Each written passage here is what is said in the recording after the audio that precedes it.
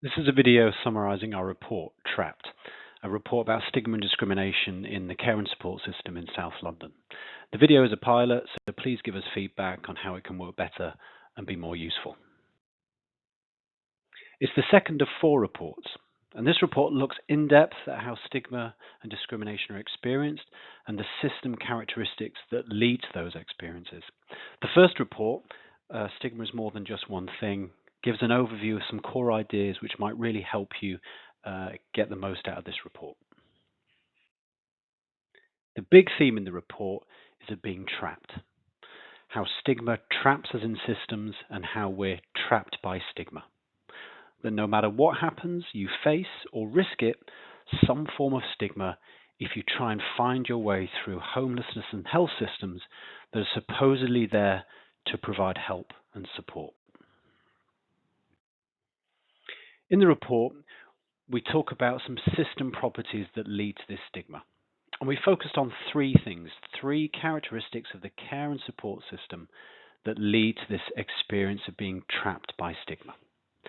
The first finding we talk about is the idea of there being 3 questions, dominant questions in the system and assumptions around them, asking people whether they deserve support, whether they are capable, and whether they are risky.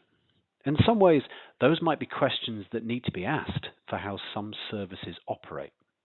But those questions, especially when they involve negative stereotypes and assumptions, are nonetheless generating or reproducing stigma. Flowing on from those 3 questions and the stigma out there in society is how the label homelessness itself has impact.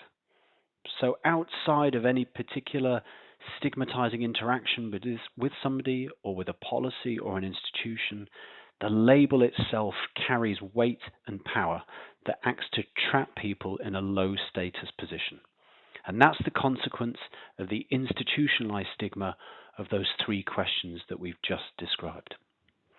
The last finding is about discrimination from dysfunction. And here is where we look at interactions across a system and how institutional stigma and dysfunctional services combine to create new forms of stigma. So, for example, how an absence of services leads to particular behaviors, which leads to more severe stigma, which leads to more exclusion, whilst also undermining other services. So this idea is all about feedback loops between different services and places. At the end of the report, we then talk a little about how people who are homeless and frontline workers are often working hard to try and overcome these traps, trying to find ways through them. A problem is that some of those steps can inadvertently also lead to other forms of stigma. Again, people are trapped. So the big question then is, so what? What do those findings mean and what do we do with them? So first of all, this shows that stigma is part of the system. Stigma and discrimination are not just about the actions of a few people who can be trained or educated to behave differently. Stigma is built into how care and support systems operate, and then bound up and complicated by other problems and dysfunctions. And that's a big challenge. It's a system after all. But this report gives us more clarity on what the problem is. If we do want to address stigma, then this is the challenge we need to address. A follow-up question might often be, whose fault is this? There is a danger here that some parts of our study are understood as pointing fingers at particular individuals and groups of people who are seen as at fault or the cause of stigma. To be clear, stigma and discrimination is not the fault of one individual or even group of people. Thinking about fault isn't quite the right way to think about what we've just described. It is far more accurate to think about which individuals and groups have power and influence over a society-wide process. And we need to look at that and examine what keeps this system going. There are large numbers of organizations and individuals, many with lots of resources, influence, knowledge and skill involved in this system.